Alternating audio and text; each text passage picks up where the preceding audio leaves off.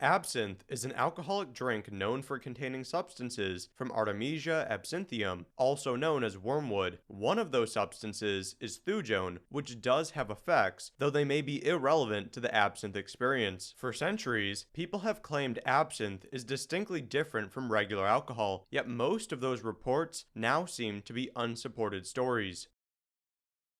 To examine the effects, we need to look at three separate drugs: absinthe, wormwood, and Thujone. In the case of absinthe, the effects should really be treated like alcohol, which I covered in a separate overview. This means the positives include relaxation, euphoria, greater sociability, and anxiety reduction, while the negatives include drowsiness, memory impairment, and dizziness. Beyond those effects, there is a widespread belief that wormwood changes the alcohol experience. The most common claim is that it provides an element of stimulation, which makes it harder to sleep and harder to feel sedated. Even this supposed difference may not be real, though I do think it's the most believable. If it is real, you should be careful about over-intoxication, since it may be easier to drink more than usual. Tests have found absinthe might provide some negative effects on attention, as well as mood effects that are not seen with alcohol alone. We need more data before those results can be viewed as conclusive. Also, even if they are real effects, they don't seem to really occur with the Thujon levels that are allowed in the US and Europe. There is contradicting information regarding wormwood psychoactivity. We know it can cause seizures at higher doses, so the question is what happens when a lower dose is taken. Some reports have indicated smoking dried wormwood leaves does provide psychoactive effects. There are so few reports that it's difficult to draw any conclusions. Other species in the Artemisia genus have historically been used for some psychoactive purposes, but it's not clear if these plants contain the same components. A. nilagirica, which does appear to contain Thujone, was used in West Bengal for psychoactive purposes, and A. caruthi was taken by the Zuni for pain relief, which is the same use that has popped up for A. absinthium throughout history. Thujone has been investigated and is known to be a convulsant. At doses where convulsions aren't produced, it may have a general stimulating effect and be able to counteract the anxiolysis and sedation of alcohol. Even though hallucinogenic properties have been attached to the drug, they don't seem to actually exist.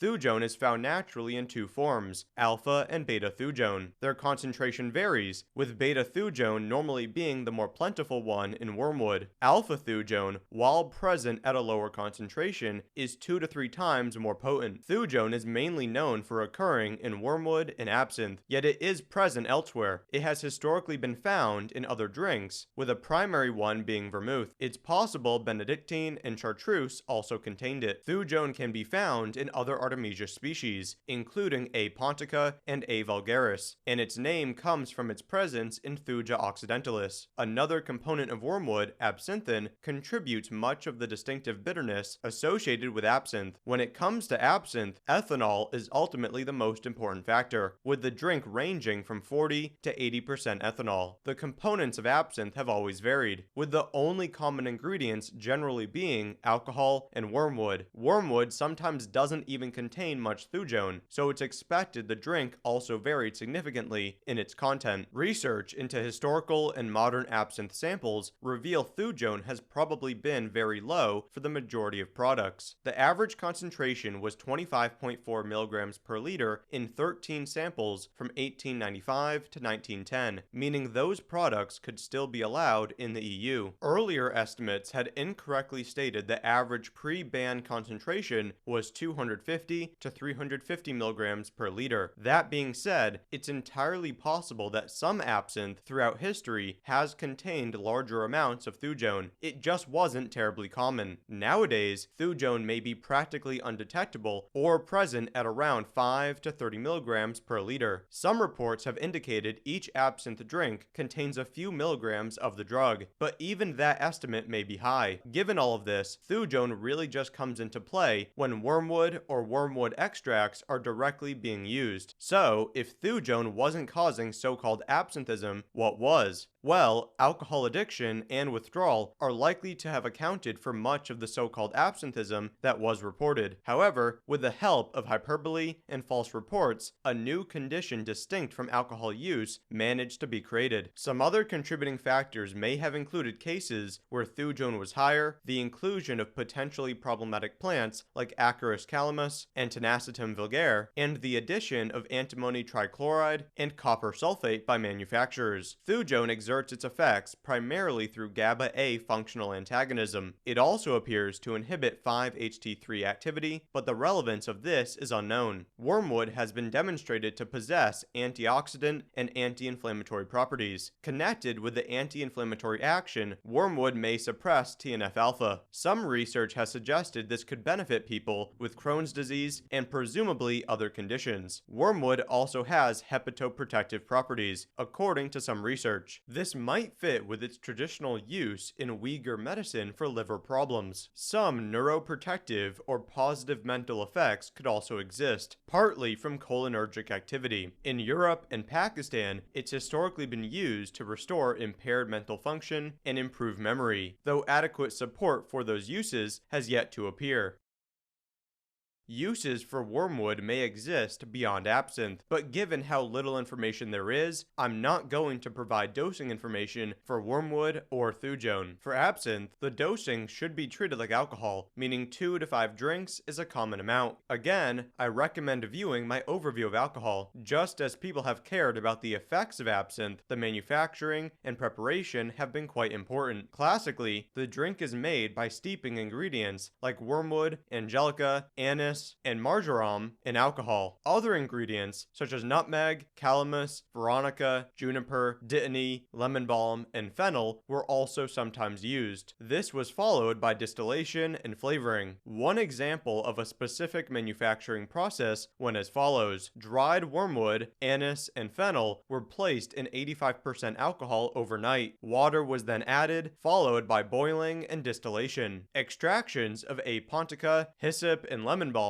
were used for flavoring, and the end product would be a clear greenish drink with 74% alcohol. On the preparation side, a simple and common process was to pour 1 ounce of absinthe into a serving glass, place sugar on a perforated spoon above the glass, and then drip cold water over the sugar and into the absinthe. A more complex process went as follows. A wine glass specifically for absinthe would be used. A drainer containing both sugar and crushed ice is placed over the glass. 1.5 ounces of absinthe is poured over both, followed by 1 ounce of anise extract. Drips of water are then used to fill up the rest of the glass, ultimately softening the initial emerald color.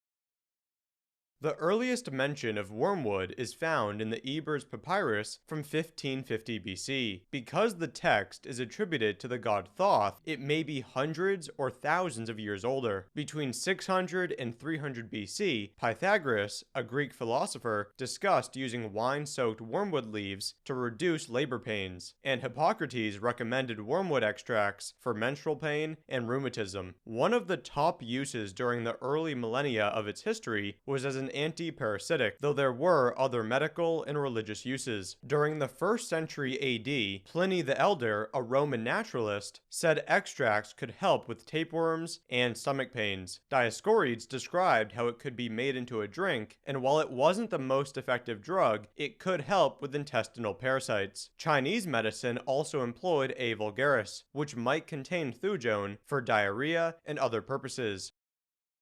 Prior to the creation of absinthe, wormwood was used on its own in Europe and was beginning to be added to alcohol. In the 1500s, Hieronymus Brunschwig and Pertay both described the distillation of wormwood oil. Some alcoholic preparations were used, such as purl, during the Tudor period in England. Purl was made with wormwood and ale. The bitter taste of a-Absinthium was employed to encourage the weaning of babies. It would be applied to the nipples, a process that was described in Shakespeare's Romeo and Juliet. George Smith's Complete Body of Distilling from 1731 discussed how dried leaves leaves of wormwood would be infused in alcohol, distilled, and sweetened with sugar. This could be viewed as a sort of precursor to what would be considered absinthe. The invention of absinthe is often attributed to a physician named Pierre Ordinaire, but that does not appear accurate, especially given the aforementioned mixtures. Ordinaire wasn't involved with the drink until later in the 1700s, and there were references to wormwood alcohols in Switzerland in the 1760s. A woman named Henriette Henriade is known to have made wormwood-infused alcohol around this time. Therefore, Ordinaire didn't invent it, but he may have popularized the drink and created one of the first widely used recipes. He made a drink with 70% alcohol, calamus root, coriander, hyssop, lemon balm, anise, fennel, and wormwood extract. It was marketed as a cure-all and was specifically recommended for epilepsy, kidney stones, and headache. The local population in Switzerland appeared to like the drink, partly due to its alleged curative properties.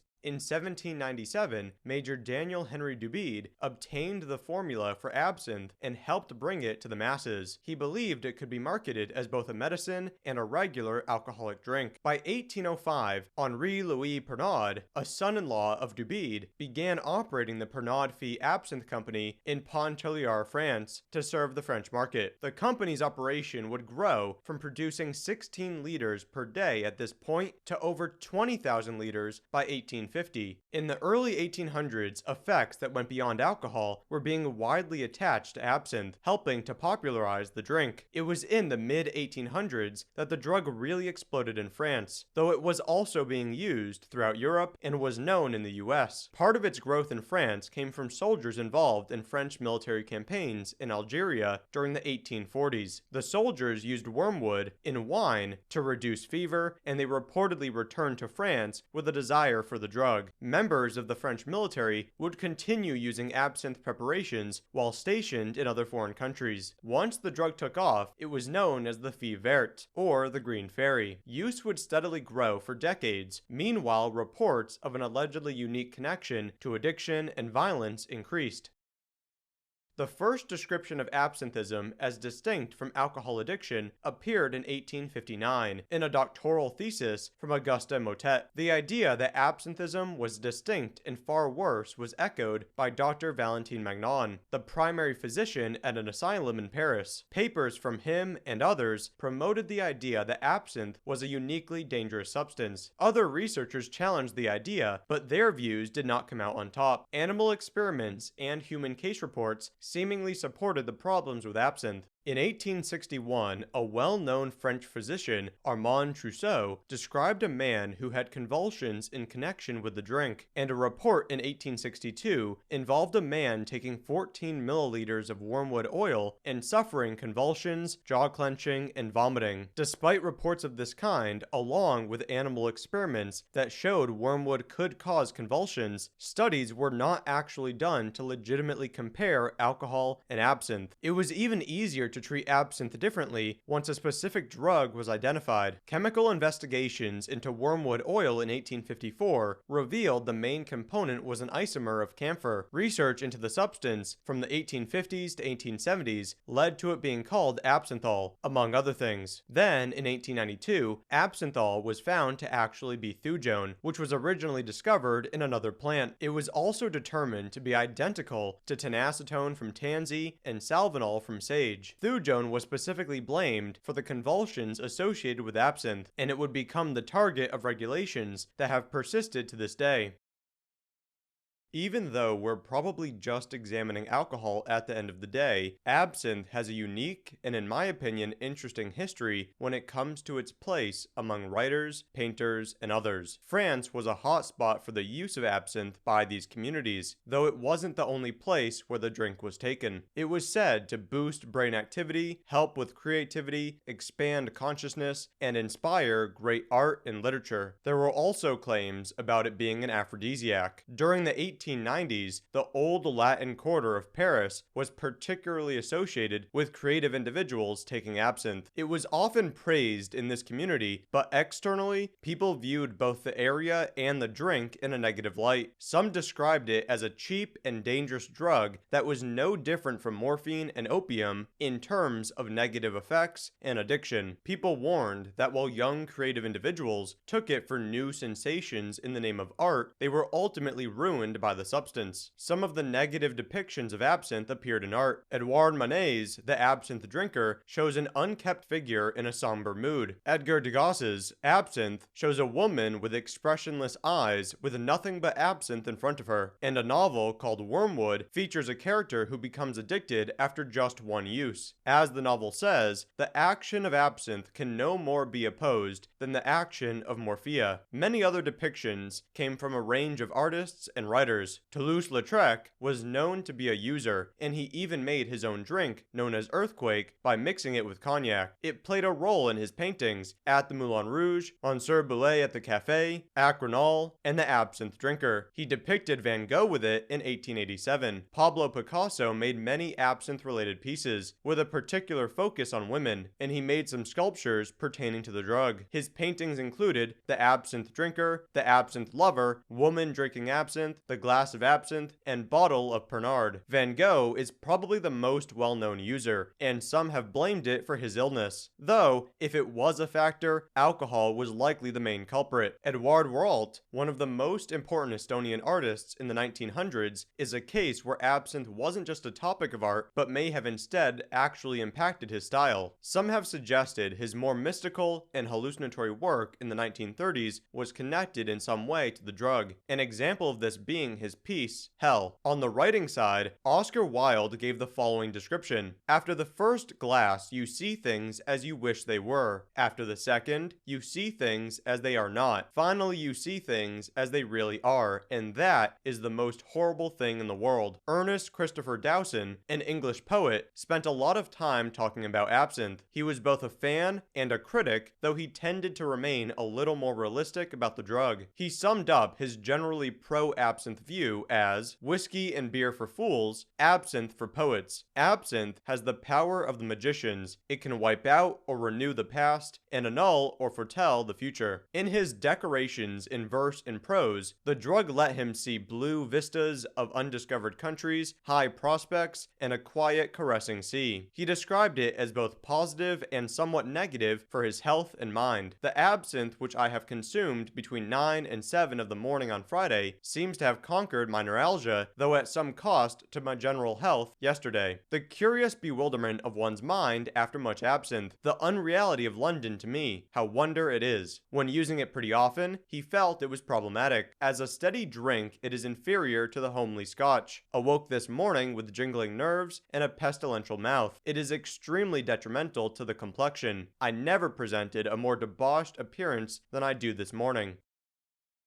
A culture was building up around absinthe in the 1860s, even outside of artistic communities. This was true in Paris, other parts of France, and throughout Europe. In Montmartre, for example, one observer said, "The sickly odor of absinthe lies heavy on the air," and it was described as the deadly opal drink, which lasts longer than anything else. It appeared throughout society, but during the mid-1800s, it was more common among the middle and upper classes. An 1868 Lancet editorial stated, absinthe was beginning to make a noise in Paris by reason of its having become the drink of fashionable idlers, instead of being the vulgar luxury of peasants and laborers. The peak of absinthe was still decades away, but the French government was already concerned by 1862, particularly when it came to its use within the army. The Consul General of the Department of War told the government that something had to be done to reduce use. This was at the same time as Swiss exports alone were estimated to be 2 million gallons annually. In 1872, the French National Assembly attempted to control wormwood oil, but it failed. 2 years later, there were 362,000 drinking establishments in France and 40,000 just in Paris, with a top drink being absinthe. At this time and throughout its history, people cared a lot about the preparation of absinthe. Two things in particular needed to be right. First, the initial color must be the right shade of olive green, and second, it should correctly whiten with the introduction of water. Sometimes the color wasn't right, especially in lower quality preparations, leading to the use of coloring agents, including potentially dangerous chemicals. Come the late 1800s, it was the most popular alcoholic drink in France, even beating out wine. This was partly due to wine's price, which was driven up by the crop's destruction by phylloxera, an insect. Between the late 1800s and early 1900s, consumption in France grew massively. 700,000 liters were used in 1874, but that jumped to 36 million by 1910. The government, members of the public, and the medical establishment all had problems with absinthe. It was consistently stated by doctors that absinthe was more harmful than alcohol alone. It was said to cause a deep depression and fatigue after acute use. It would last much longer, reliably lead to hallucinations, and regular use could cause sleep impairment, reduced intelligence, delirium, and death. Acts of violence were being attributed to the drug, and there was an even greater push against absinthe in the early 1900s for this reason. In 1905, Jean Lefray was found to have murdered his pregnant wife and 2 daughters in Switzerland. He was discovered laying on top of them with no recollection of what had happened. His examining psychiatrist blamed absinthe, which he had had 2 glasses of. Yet, he also had several glasses of wine, a creme de menthe, and brandy. The murders helped to infuriate the public. The mayor of Comagny, where the incident occurred, said absinthe is the principal cause of a series of bloody crimes in our country. Tens of thousands of people in the region signed a petition demanding its prohibition within a matter of days. All of this was taking place in the wider context of temperance movements that had appeared in Europe during the 1800s. Those movements used many arguments to demonize alcohol, with absinthe being attacked in particular. At least in France, one argument was that its aphrodisiac qualities would somehow ultimately make the entire country impotent, thereby destroying the population in yet another way. Between 1905 and 1915, it would be banned in Belgium, Switzerland, the Netherlands, the US, and France. In the US, the Pure Food Board said absinthe is one of the worst enemies of man, and if we can keep the people of the United States from becoming slaves to this demon, we will do it.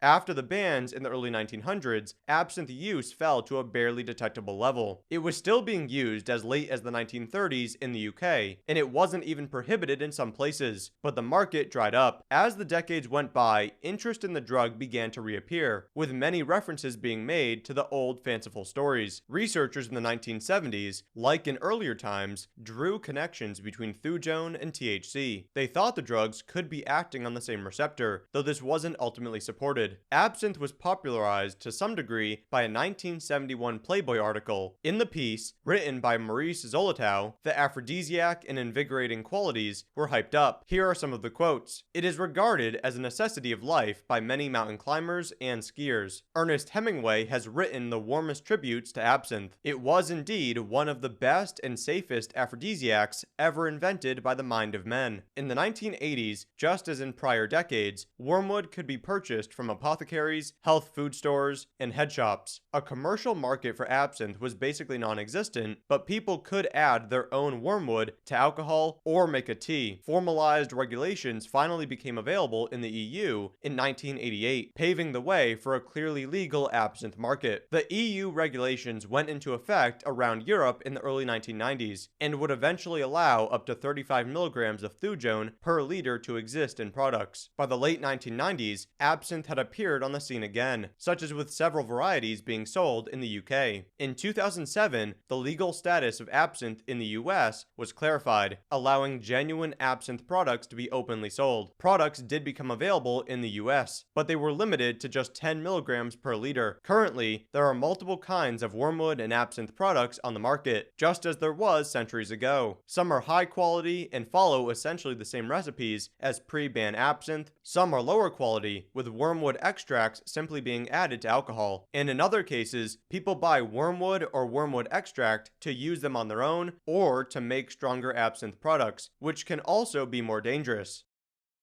Wormwood, absinthe, and Thujon are legal in most areas. However, there are often restrictions on the amount of Thujon that can be present in prepared products, such as absinthe.